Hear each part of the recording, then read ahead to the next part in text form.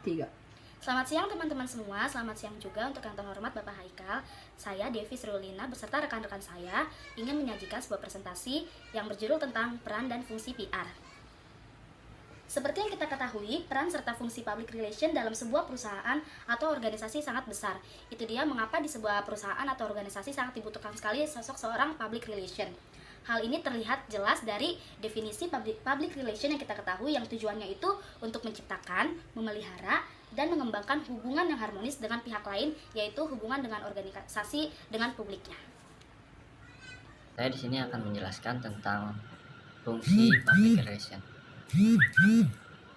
Fungsi public relation menurut para ahli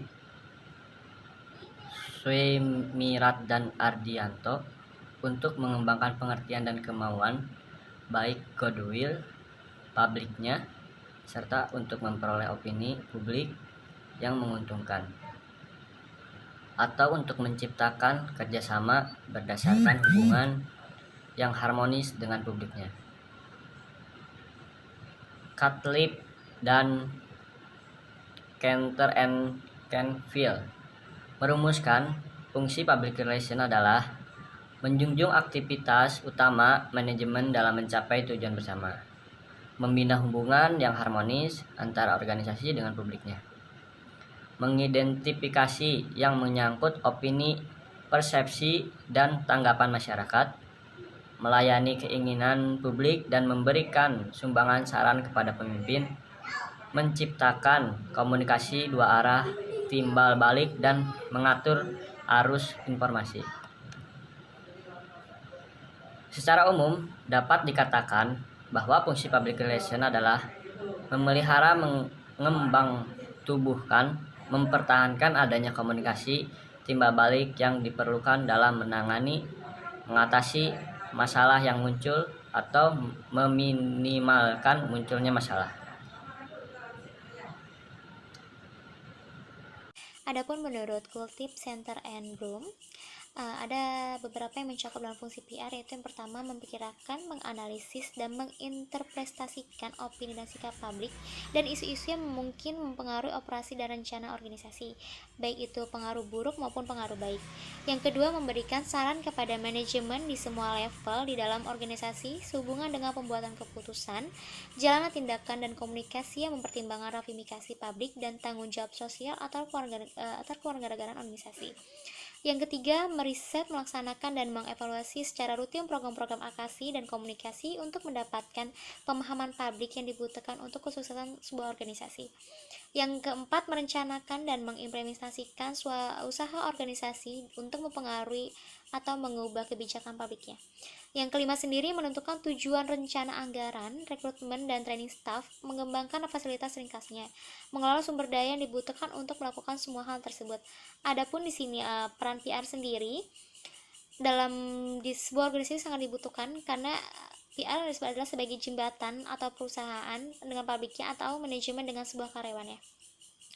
Di sini sendiri PR terbagi menjadi 4 kategori, yaitu tenaga ahli yang pertama atau expert prescriber, sebagai praktisi PR yang berpengalaman dan berkemampuan tinggi untuk mencari solusi dalam menyelesaikan masalah di dalam publiknya. Yang kedua ada fasilitator komunikasi atau communication facilitator. PR yang bertindak sebagai komunikator atau mediator untuk membantu pihak manajemen dalam hal mendengar atau apa yang diinginkannya, yang diharapkan oleh PR-nya atau publiknya dalam organisasi yang bersangkutan. Yang ketiga adalah proses fasilitator atau pemecah masalah atau problem solving proses fasilitator. Peranan PR sendiri di sini sangat membantu pimpinan organisasi, baik sebagai penasehat sehingga mengambil tindakan eksekusi atau keputusan dalam mengatasi persoalan atau krisis yang tengah dihadapi secara rasional atau profesional. Dan yang terakhir, teknik communication, yaitu suatu kegiatan komunikasi dengan ciri khas dua arah atau two-way traffic communication antara.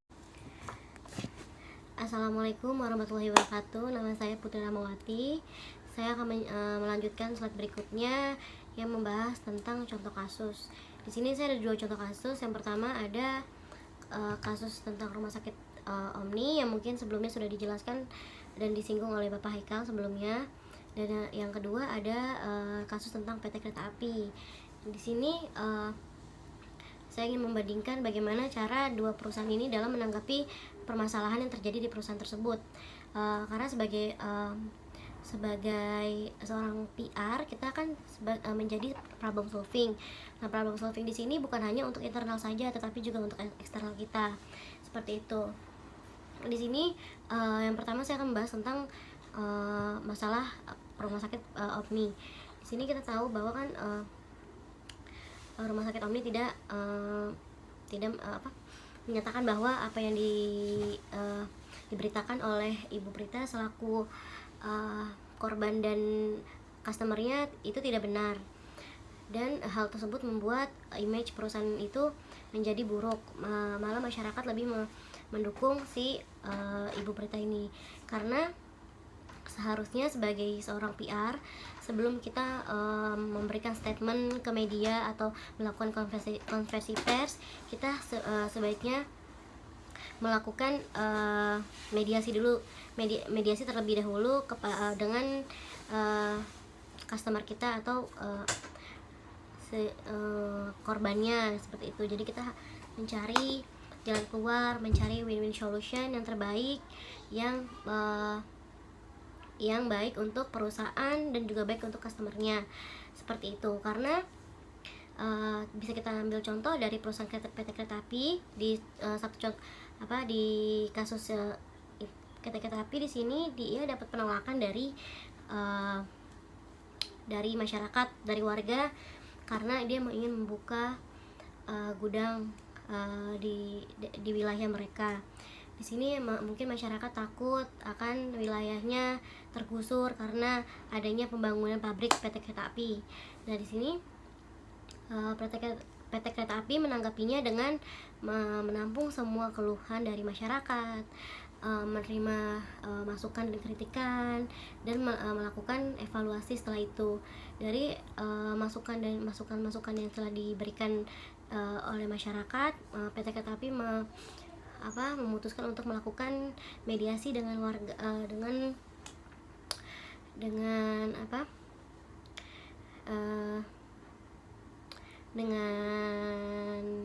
perwakilan warga untuk memutuskan bagaimana baiknya agar proyek ini tidak mengganggu masyarakat dan tetap berjalan untuk si PT Kereta Api ini.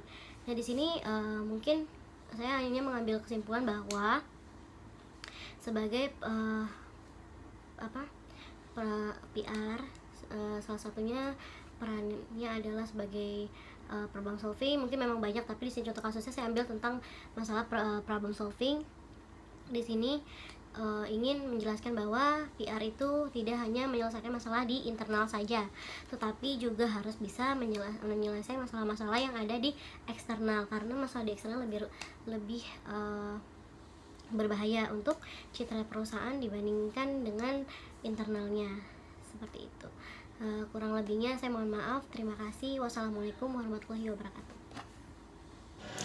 Halo, nama saya Putri. Saya akan menjelaskan tentang kesimpulan dari fungsi dan peran PR. Kesimpulannya adalah dalam pembahasan fungsi dan peran fungsi public relation, ini adalah tentang pentingnya sosok PR dalam sebuah organisasi atau perusahaan melihat dari sisi fungsi serta perannya, di mana PR menjadi salah satu faktor kesuksesan sebuah perusahaan atau organisasi dalam tercapainya tujuan bersama. Terima kasih.